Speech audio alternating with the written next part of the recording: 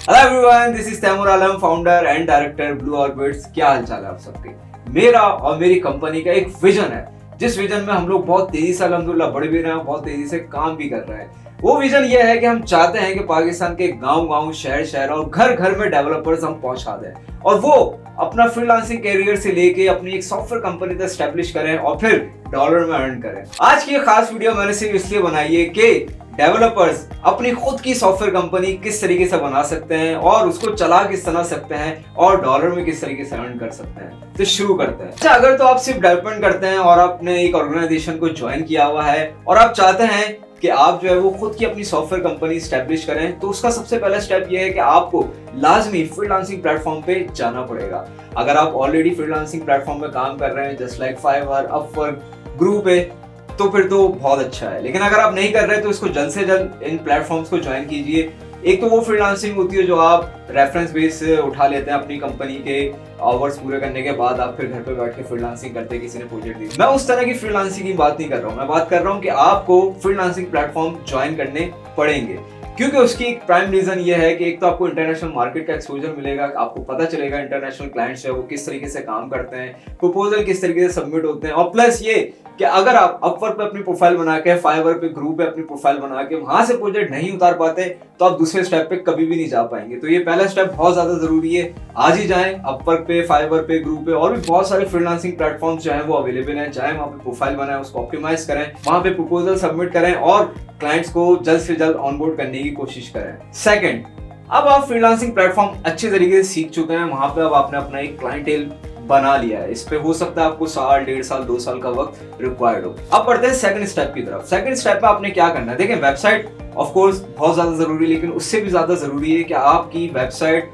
और आपकी जो कंपनी का नाम है उसकी ब्रांडिंग बहुत अच्छे से हुई हुई हो। यानी कि आपकी कंपनी XYZ कोई सी भी है, अगर वो बंदा गूगल पे लिखता है तो आपकी प्रोफाइल्स जो हैं जितनी भी आपने बना के रखी है वो सब उसको दिखनी चाहिए विद रेटिंग्स एंड रिव्यूज। अगर रेटिंग एंड रिव्यूज आपने नहीं लिए हुए तो आपने जो फ्रीलांसिंग प्लेटफॉर्म से क्लाइंटेल बनाया है उनको जाके अप्रोच कीजिए, उनको जाके मैसेजेस कीजिए और उनको बोलिए कि मुझे इन प्लेटफॉर्म्स पे जो है वो रिव्यूज और रेटिंग्स जो है वो प्रोवाइड करें, ताकि दूसरे भी जो है वो उस रेटिंग और रिव्यूज की बेस पे मुझे काम मिल सके। चलें अब बढ़ते हैं तीसरे स्टेप की तरफ। देखें दो मेथड होते हैं क्लाइंट लाने के लिए, एक तो ऑर्गेनिक अप्रोच होती है और एक पेड की अप्रोच होती है। ऑर्गेनिक मतलब प्योरली ऑर्गेनिक, मतलब इसमें थोड़ा बहुत पैसा आपको खर्च करना पड़ेगा लेकिन बहुत ज्यादा पैसा नहीं खर्च करना पड़ेगा। तो हम चलते हैं ऑर्गेनिक अप्रोच की तरफ कि अब आप अपनी कंपनी में ऑर्गेनिक अप्रोच के जरिए क्लाइंट किस तरीके से लेकर आ सकते हैं। जिस तरीके से मैंने बताया कि फ्रीलांसिंग प्लेटफॉर्म्स जो हैं वो दुनिया भर में अवेलेबल हैं, इसी तरीके से ऑर्गेनिक अप्रोच के लिए जो कंपनीज के लिए खासतौर पे वो प्लेटफॉर्म बनाए गए हैं जहाँ पे कंपनीज आती हैं, अपनी प्रोफाइल लिस्टिंग करती हैं, अपनी प्रोफाइल को ऑप्टिमाइज करती है, वहां पे भी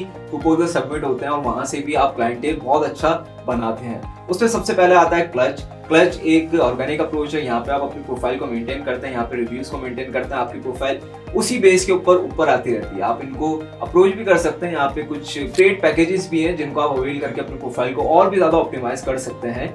इस पे प्रोफाइल के ऑप्टिमाइजेशन से होता यह है कि यहाँ पे क्लाइंट खुद आता है और खुद आपको ढूंढता है उन कीवर्ड से जिन पे आप स्पेशलिटीज रखते हैं और जिन पे आप चाहते हैं कि इस तरह का क्लाइंट मेरे पास आए, तो वो कीवर्ड सर्च करता है। उस कीवर्ड में आपकी प्रोफाइल जितनी ऊपर दिखेगी, जितनी ज्यादा ऑप्टिमाइज होगी, उतने ज्यादा आपके पास चांसेस होंगे कि आपके पास क्लाइंट आएगा। अब सेकंड पे आता है प्लेटफॉर्म, वो आता है डिजाइन रश। अच्छा, ये सब मैं बता रहा हूँ ऑर्गेनिक अप्रोच। स्टिल जब पेड की बारी आएगी तो पेड का एक अलग सेक्शन बना के मैं डिस्क्राइब करूंगा कि पेड की अप्रोच कौन सी है। तो सेकंड पे जो मैं बात कर रहा हूँ वो है डिजाइन रश। डिजाइन रश में आप इनको पहले से पैसे देते हैं, इनका एक पैकेज होता है, वो आप जाएं उनकी वेबसाइट पे जाएं, उनके पैकेजेस को देखें, जो आपको सूट करता है वो पैकेज परचेज करें।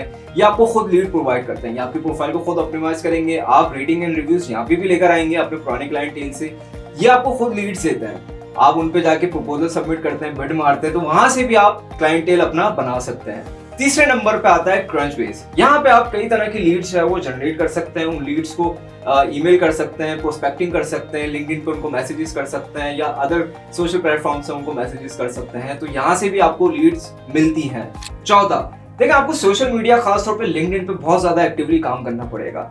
आपकी एक निच मार्केट है, निच टारगेट ऑडियंस, आपको पता है कि ये मेरी डिजायर्ड ऑडियंस है, आप उस डिजायर्ड ऑडियंस का फिल्टर लगाते हैं और उनसे रिलेटेड जो भी पोस्ट मिलती है आपको उसमें आप कमेंट करते हैं। इस तरीके से आपका एक कनेक्शन बिल्ड होता है उन क्लाइंट्स के साथ। ऑल्दो कि ये स्लो प्रोसेस है, लेकिन इट रियली वर्क्स कि जब आप उनसे कनेक्शन बिल्ड करते हैं, उनको कनेक्शन रिक्वेस्ट सेंड करते हैं, उनकी प्रोफाइल्स पे जाके विजिट करते हैं, उनकी पोस्ट पे कमेंट करते हैं, उनको सजेशन देते हैं, तो यहाँ से आप बहुत एक अच्छा स्ट्रॉन्ग क्लाइंटेल बना सकते हैं। 5वां पॉइंट, आप वेबिनार्स करवाएं। वेबिनार्स से जितनी अच्छी लीड मिलती है वो किसी भी प्लेटफॉर्म से अच्छी लीड नहीं मिल सकती। वेबिनार से आप अपनी टारगेट ऑडियंस से डायरेक्ट इंटरेक्शन कर सकते हैं। आप वेबिनार्स के कंटेंट बनाएं। अगर आपके पास कंटेंट लिखने वाला कोई नहीं है तो हायर करें कंटेंट राइटर को, ऐसे कंटेंट राइटर को जो वेबिनार्स के टॉपिक्स पे बात करते हैं, उन टॉपिक्स पे जो आपको पता है कि आपकी निच मार्केट के लिए बेस्ट रहेंगे। यानी कि ऐसा कंटेंट आप वेबिनार पे बनाएं जो उस टारगेट ऑडियंस के लिए बहुत ज्यादा एंगेजिंग हो, बहुत ज्यादा हेल्पिंग कंटेंट हो। तो इस तरह के कंटेंट बना के आप वेबिनार्स करें और अपनी टारगेट ऑडियंस से डायरेक्ट इंटरेक्शन करें। इससे आपकी ब्रांड की अवेयरनेस मिलती है, ब्रांड की कंसिडरेशन होती है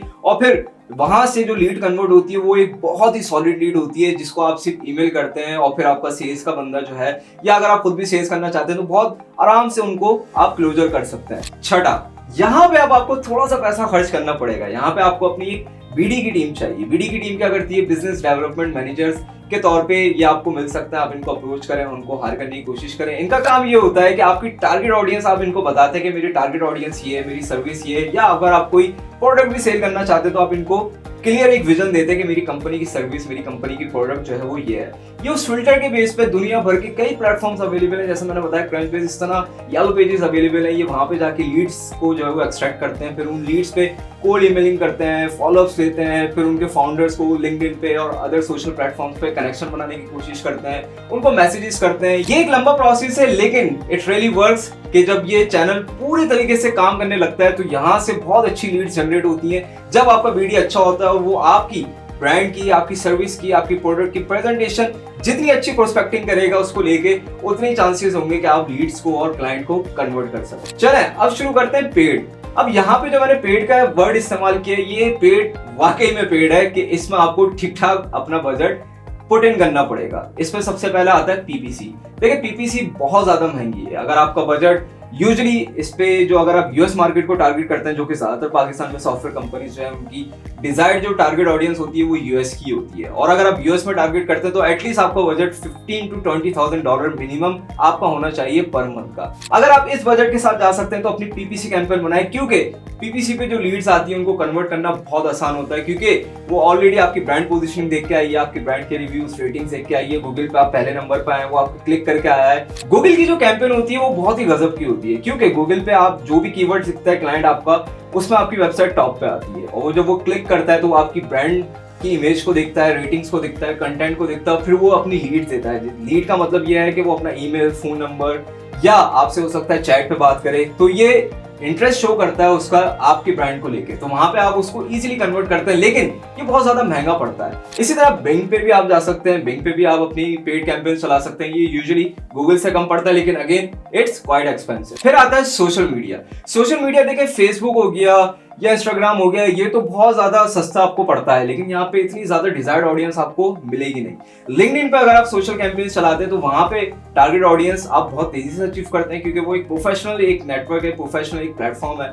लेकिन लिंक्डइन एक क्वाइट एक्सपेंसिव है। आई वुड सजेस्ट कि आपके पास एक अच्छा सोशल मीडिया का मैनेजर हो जो कि कैंपेन्स बनाना जानता हो, कैंपेन्स को ऑप्टिमाइज करना जानता हो लिंक्डइन पे, क्योंकि अगर आप कैंपेन्स को ऑप्टिमाइज ही करेंगे, कैंपेन्स बनाना नहीं जानते, तो आप बहुत तेजी से अपना बजट जो है वो यहाँ पे बर्न कर देंगे। पांचवा, ये भी पेड मार्केटिंग का आता है, लेकिन ये इटसेल्फ एक मार्केटिंग फनल क्रिएट करने की मैं बात कर रहा हूँ। ये आप कैंपेन्स नहीं चलाएंगे यहाँ पे, बल्कि आप एक अपना मार्केटिंग का खुद का फनल जो है वो डिजाइन करेंगे ब्रांड को लेके। इसमें आप कई लोगों को हायर करते हैं, जिसमें मार्केटिंग मैनेजर आ जाता है, आपके पास ग्रोथ हैकर आ जाता है, आपके पास परफॉर्मेंस मार्केटर आ जाता है, आपके पास एसईओ आ जाता है, आपके पास ब्लॉगर आ जाता है, आपके पास कंटेंट राइटर आ जाता है, और बहुत सारी टीम बना के अब आप एक फनल क्रिएट करते हैं जिसके 3 स्टेजेस होते हैं, जिसमें सबसे पहला स्टेज आता है अवेयरनेस का।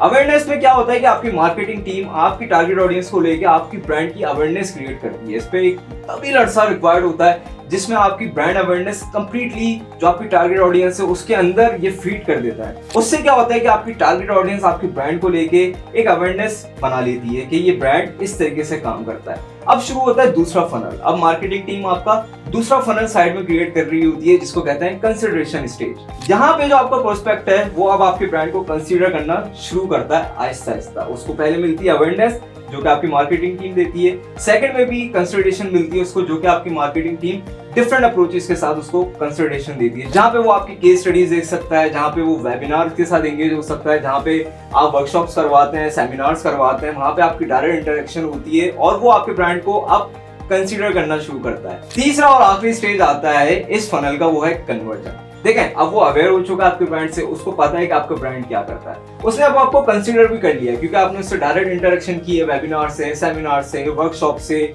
और जो इवेंट्स आप अटेंड करते हैं, केस स्टडीज आप लॉन्च करते हैं, इससे आपका ब्रांड ऑलरेडी वो कंसीडर कर चुका है। अब वो तीसरे स्टेज में अब आपके लिए वो एक कन्वर्जन साबित हो सकता है, वो आपको लीड देगा। वो हो सकता है आपकी वेबसाइट विजिट करके जो है वो अपना फॉर्म फिल करे जो आपका लीड का फॉर्म है वेबसाइट पे, या वो आपको कॉल भी कर सकता है डायरेक्ट। तो इस लीड को हम अपनी जबान में कहते हैं पकी पकाई लीड, क्योंकि ये फनल से होती हुई आई है। ये फनल शुरू में तो आप इस पर ठीक ठाक पैसा खर्च करते हैं इस मार्केटिंग टीम पे, और पेशेंस भी आपको रिक्वायर्ड होता है। तो आई वुड सजेस्ट जब आप पहला, दूसरा, तीसरा, चौथा स्टेज पार कर चुके हो, जब जाके आप पांचवें स्टेज में आप अपनी मार्केटिंग टीम को जो है वो हायर कीजिएगा, क्योंकि अब आपको पता है कि आपकी जो प्रोडक्ट है, आपकी जो सर्विस है, उस पर टारगेट ऑडियंस जो है वो आपकी इंटरेस्ट अब ले रही है। तो इसका मतलब आप वैलिडेट कर चुके हैं कि आपकी सर्विस और आपकी प्रोडक्ट पे इंटरेस्ट है। तो इसी केस में आके अब आप अपनी मार्केटिंग टीम को स्टार्ट करते हैं। मार्केटिंग टीम एक बहुत बड़ी टीम होती है। मार्केटिंग इज नॉट लाइक कि आप सोशल मीडिया पे जाके पोस्ट कर रहे हैं या जो है आप गूगल पे कैंपेन चला रहे हैं। मार्केटिंग एक पूरा फनल, एक पूरी टीम होती है, पूरा टीम वर्क होता है जिसमें आप एक इन्वेस्टमेंट करते हैं, ह्यूज इन्वेस्टमेंट करते हैं, और वो एक फनल को जो है वो क्रिएट कर रही होती है। ये जो 3 स्टेजेस मैंने बताए, ये 3 स्टेजेस जब ये बन जाते हैं तो आपके पास जो लीड्स आ रही होती हैं वो फिर जबरदस्त लीड्स होती हैं, क्योंकि वो आपका ब्रांड का नाम लेकर आई है, वो डायरेक्ट ब्रांड का नाम लेकर आई है, जिसमें आपने कोई पेड कैंपेन नहीं चलाई है, वो ऑलरेडी आपके कई ब्लॉग्स पढ़ लिए, कई केस स्टडीज देख ली, आपको वो जानते हैं, इसी वजह से वो आपके पास आए। लेकिन इस पे बजट शुरू में बहुत ज्यादा जाएगा, आपका पेशेंस बहुत ज्यादा जाएगा, लेकिन जब ये प्रोसेस पूरा बन जाता है तो यहाँ आके बनती है एक सॉफ्टवेयर कंपनी, एक बड़ी कंपनी, जहाँ पे उसके पास एक मार्केटिंग टीम, एक डेडिकेटेड टीम होती है जो कि एक फनल बना चुकी है। बस अब उसको वो कंटिन्यू करती है। अगर उसको फैलाना होता है तो वो दूसरे मुल्क चली जाती है, दूसरे मुल्क में भी इसी तरीके से फनल क्रिएट होता है और फिर अपना एक नेटवर्क एक्सपेंड करती जाती है। तो आई होप ये वीडियो आपको बहुत अच्छे से समझ में आई होगी। Thank you very much for listening. Take care. अल्लाह हाफिज।